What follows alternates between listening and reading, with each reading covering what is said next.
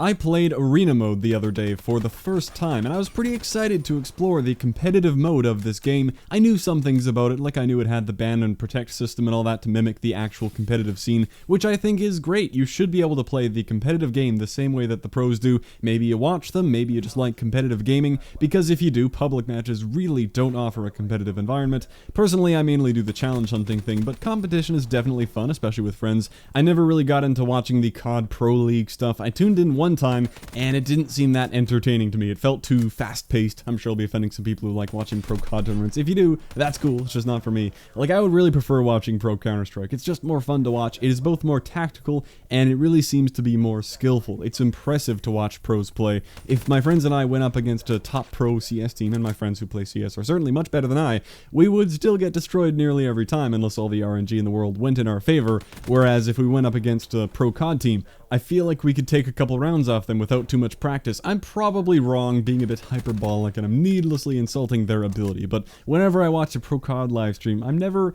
impressed by their aim or their strategy. I just feel like I'm spectating an above average player that I would find in game. I see them miss something and think, oh, maybe I would have hit that shot. Anyway, certainly getting off the arena mode topic here, but honestly the point of the video is just to ramble about stuff that's on my mind, so whatever. Anyway, I knew a little bit about arena mode, I just never tried it until I saw that there were arena mode challenges. I don't know how I never knew these existed until now. Maybe they added them in some update at a time when I wasn't playing very much. I feel like I would have noticed them earlier if they were actually there the whole time. Anyway, the challenges say stuff like, this will be available the season after you unlock that challenge. So I thought, well, I better get on this now so that I can complete one challenge per season. This is going to take some time. So I made a couple classes I thought would be good. I put on a headset for once to get my sound whoring game on. I almost never play COD with a headset because it just isn't as comfortable as using the crappy TV speakers on low volume. I don't take the game very seriously when I'm leveling up and challenge hunting. I'm also always watching some video or listening to a podcast. Maybe I'd get better gameplay if I wasn't doing that, but it's 2016. Does anyone really care about good gameplay? Anyway, I was ready. I hopped into a match, and it took a while, but I found the game, got to experience the ban and protect thing, and then it hit me.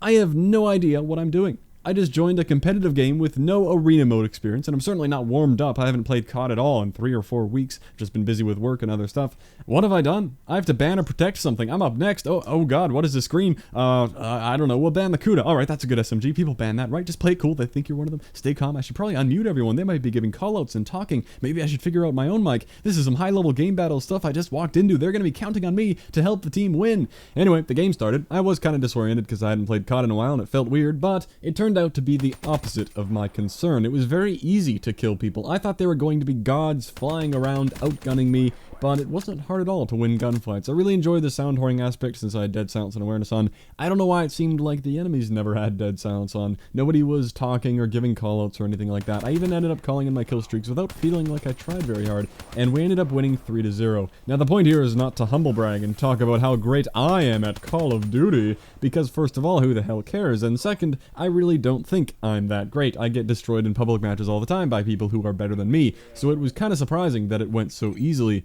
Well, why not hop in another game? Let's do that again. And this is where it all fell apart. 2 people quit before the ban and protect even got going, so I thought, alright, surely the game recognized this and will return us to the lobby any minute now. We cannot win a 2v4, especially in uplink. In TDM we might have a chance, but uplink is one of the worst modes to be down a player. This wasn't even a rage quit after your team was starting to lose. These people were out before the map even loaded up. I guess his mom walked in and was like, hey Jeremy, what are you doing on the PlayStation? It's 3 AM and you have your last day of kindergarten tomorrow. And they were just gone. So surely the game will not begin.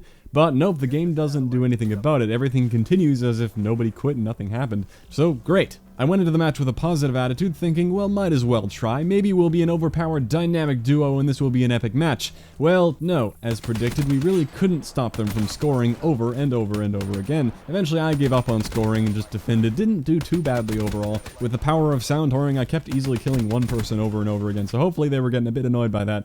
I made it my goal to get 1 point, and I eventually did, right here. At some point, someone on their team quit as well, making it a 2v3, but that really didn't improve the situation at all. We were getting blown out, and at the end I gave up on the injective entirely and just played my own version of TDM sound whoring people, and again it was still very easy. I earned all my kill streaks again, fantastic, as if that counts for something. At the very end I came in for this epic buzzer beating dunk to triple the points on the board for our team. Not really, just kidding. So what a surprise, we lost to 2v4, that was a crappy game, and I didn't know what was going to happen after that loss. Was it going to count like any other loss? loss, or would it not go on our record because of the obvious disadvantage? Well, before finding out, I got to hear good old ventriloquist Master Battery give this terribly synced line.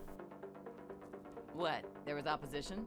No, there wasn't any opposition. That was the problem. Somehow I managed to get more kills than the entire enemy team combined, despite them being in a party and having their matching clan tags and being ranked 9 and 10, whatever that means. I don't know why I was expecting this mode to be a hardcore competitive thing, but apparently it's pretty casual. These people aren't using dead silence and other crutch perks like I thought they would be, and in other arena lobbies later, I checked the levels of people I was playing with and against, and half of them are like level 34 prestige 0, like they haven't even unlocked all the guns yet in public matches, so no wonder I'm doing fairly well. Half of them appear like they might be new to the game unless they reset themselves. Well, after that game, you can see right there, that counted as a loss. I lose my one little star. Not that I really care, but that certainly feels crappy. If I did care about my rank, it would be very unfair to be punished for little Jeremy over there quitting the game before it begins. Well, that wasn't a good experience, but after that I searched for a game for literally half an hour, just found a couple people, they quit, repeat, ad nauseum, until we had a full lobby. Third game, I'll cut the crap out, it was an even 0-0, we were holding them off, until someone on our team quit again near the beginning, and we were down 3v4 in a game of uplink. Very difficult to do if the other team is trying, and they were. The Man-O-War was banned, so I used the Kuda, not as happy with it. I threw myself at the objective some more, but we lost 0-15. Pretty good, I know. I thought I went negative, but apparently I went 24-17. Whatever, that was enough arena mode for me for the day. I came back the next day, though. All those matches happened at about 9 p.m. Pacific on a Thursday, so maybe not many people were on. I returned on Friday at 5 p.m. Pacific, so mid-afternoon and evening across North America, at the beginning of a double crypto key weekend. Surely this is a peak time. Let's super fast forward through what happened. So first game of the day, or fourth game total. Is evac the only map? My god. Well, someone on the other team quit during the ban protect. Again, great, not my team I guess, but there isn't much fun in that. It was capture the flag and we had no problem. We started off playing well, but I eventually stopped running into enemies, and after checking the scoreboard, realized it was a 4v1. I guess the rest of the enemy team quit as well. I think you can see a pattern here. So I just ran the flag back and forth. Every time I ran into one guy, I killed him. He was using a suppressed BRM for some reason. I died one time by jumping off the map. We won 13-0, and I went 8-1. That shouldn't be a possible score in this game. You're either killing or dying, and I was doing neither for most of the game. We have captured the enemy flag. The win's in sight. Stay on target. That's a win, I guess. I got my star back, but not a very fun one. In Game 5, the enemy team was a clan of 4, they had the party symbols, they had the matching clan tags, and I look at my team, we're just a bunch of random people. Usually I like that, I get fired up to show that clan what we're made of, it's satisfying to be the clan. I thought we were doing a good job at first, but my worries came to fruition. Someone on our team, you guessed it, they quit, then another one timed out. I was looking away for a second there, but I thought, wait, what happened here? This just suddenly got a lot harder to defend. Oh, I see, we're back to an uplink 2v4. I don't like the idea of giving up, but I'm also a realist, so I took off my headset, opened up the video, got back to my usual casual play setup until the game was over. You can guess how this one ended. Props to Mike Jr. 45 if you're out there somewhere. He had a rough game, but he stuck it out anyway. Good for you. There goes my precious star that means so much to me. I promise there won't be too many more games, but this was game 6, I'm just going in order. I was thinking, everyone please stay in the game. Please stay in the game, nobody quit, and it started out well. It was a lot of fun. I kind of led the team to victory. My new theory was that I'm basically an accidental smurf, meaning someone who plays at a lower rank than what they should be at, because I cannot, for the life of me, win 2 games in a row and rank out of here. So I guess I was being matched against the lowest skill people, and I got all my score streaks a ton of times. They were overriding each other before I could even use them. It was fun, and I think we earned that victory, although at the end, they just couldn't stick out the game apparently, and they did start to quit. It really sucks. I mean, it's a bit more understandable in the situation where you know you're going to lose, but there shouldn't even be a quit option. There should be a vote to surrender option where your team agrees to forfeit. Otherwise, if you really want to quit, you should have to go the extra mile and turn off your console or unplug your internet or something. But of course they don't want you to do that because they want you to keep playing Call of Duty. So we won 3-1 with the final scoreboard being a 4-on-2. Now the last game, I have a win streak of 1 game. Can I win another one and rank up? Well, nobody quit before the game starts, so that was good. But when the enemy team scored a point, you can bet your ass they did. One person left, then another person must have realized that one person left, so they left too. Then the other person realized half the team was gone, so they quit too. Just dominoes, they're all out of there. And I was very quickly left in a capture the flag 1v4. Terrible. So at this point I figured, okay, I am done playing arena mode, this is pointless, I don't care about the challenge that much to sit through the ban and protect every time and then have everyone quit. Because I was the only one left, there was nobody on my team to let down by quitting, and by staying I was only wasting the time of the other team. I decided to go against all my morals and values and leave the game myself in the name of science to see what the punishment was. What happens if you quit? It turns out, a 5-minute probation. I hope to God that grows exponentially if you quit more than one time in a certain time period or something. Like, it better be 5 minutes, then 30, then 12 hours in a day, in a week. I know it's hard to make strict stuff like that, because what if your internet actually does have an issue? It'd suck to be banned for a week. But 5 minutes is the weakest thing ever. And by the way, you can still play public matches during that probation. Again, they want you to keep playing COD. Don't you dare walk away from your console. 5-minute probation. Well, just play a quick gun game and then get back to arena. Well, I know I won't be going back to arena. There was never any anger or rage because there isn't really anything on the line for me, but I was generally disappointed in arena mode. I'm not mad, I'm disappointed. And that's kind of what fueled this rambling rant about it. I don't know what I was expecting, but I had higher expectations. I thought they mostly fixed that plague of quitters, but definitely not. It's like if you want to play to win, you need a full party of 4 friends who aren't going to quit. Maybe it gets better at a higher rank. I wouldn't know because I can't get to that higher rank without a party of friends. Of course, the blame doesn't rest entirely on the developers there. People will always occasionally have to quit or feel like quitting if they're losing badly, but I thought there would be an appropriate punishment for quitting. Only 5 minutes? Like that, I'm sure it gets higher. It has to get higher. On top of that penalty, I would have hoped that the people who were victims of teammates quitting wouldn't necessarily be indirectly punished for that. Like maybe something as simple as when you're in a 3v4 or a 2v4, how about you lower the respawn timer in modes like capture the flag?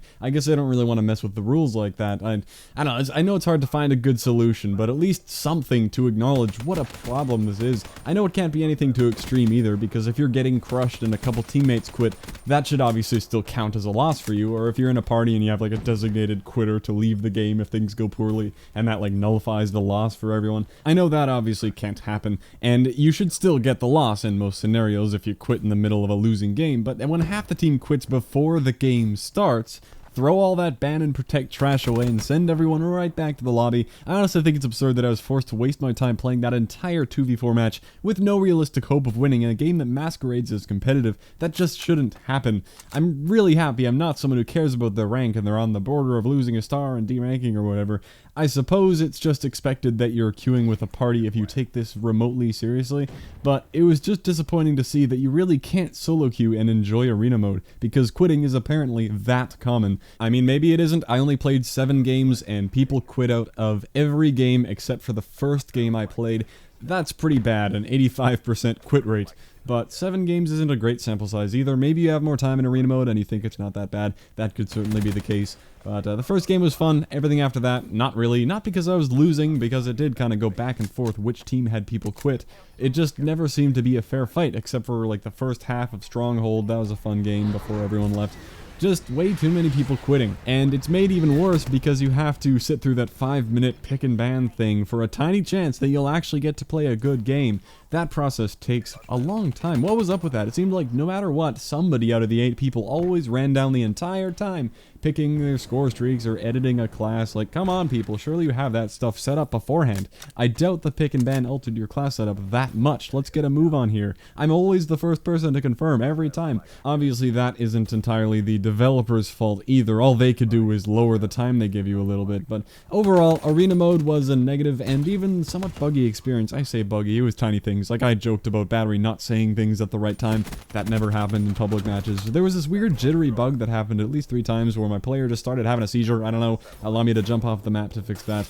I've never had that happen before now. And another little glitch I discovered is when you're on the right side here looking at your player. When someone joins, you'll be looking at their profile now, which you usually aren't allowed to do. They hide it with matched player. It doesn't mean much to me to be able to see their name and stats, but I guess you aren't supposed to know their level or be able to look anything up about them before the match. Just a bunch of little stuff like that. I know what goes into game design, and I won't sit here and say that the game is unplayable because of bugs like that, but whenever I find a bug within the first 30 minutes of playing something, it's like, really guys, it's been months, you didn't catch that one, you didn't fix that. It really doesn't matter, but it just gives off the feeling that this isn't a super solid game mode, along with the plague of quitting. That's the real problem. Alright, well, if I were to summarize my drawn out point here, from what I had heard, I thought arena mode was better than it is, and it is disappointing to see that it isn't. The state of quitting is a little depressing, and I don't expect I'll be going back to arena mode anytime soon, if ever, since I don't have a team of friends that I'd be playing with, and I really don't care that much about arena mode to go find one. When I was in that first hopeless 2v4, just biding my time, for some reason it kind of got me thinking about Call of Duty, where it came from, where it's going. Obviously the general gaming community has been against Call of Duty for a long time. It is the game that is cool to hate. Most people got bored and moved away from it after what I would think is the prime time from COD 4 to Black Ops 1, maybe a lump in Modern Warfare 3 and Black Ops 2, or maybe it lost some people by the fact that it just kept getting more futuristic and further out there from the military shooter it once was. I wouldn't consider it the main game I play now, but it's a decent arcade shooter. You run around, you shoot people, you get XP, you level up. I like that stuff, but the unhappiness with the game is coming to a point with Activision really forcing all that crap into the supply drop system. It never bothered me much, like even in Advanced Warfare with the variants, I like to take the contrarian position where everyone else was mad about it, and I'm like, hey guys, it's not that bad. But honestly, that stuff is really starting to lose me, and hearing these half-credible leaks about a space warfare type game, it'll probably be interesting and well made. I don't know. They're gonna have to convince me to buy that game though. The best part about multiplayer games are the friends that play it with you, and like a lot of people, most of my gaming has moved to the PC along with a lot of the people that I know. So I don't know. There's a lot of I don't know. I'll have to see what Call of Duty brings to the table next year. I think it would feel weird to not buy a Call of Duty game and watch all the hype from an outside perspective. Anyway, that's all for this rambling, opinionated nonsense video, 70% related to arena mode, and the rest not so much. Well, thanks for listening to whatever this was, and I will catch you next time.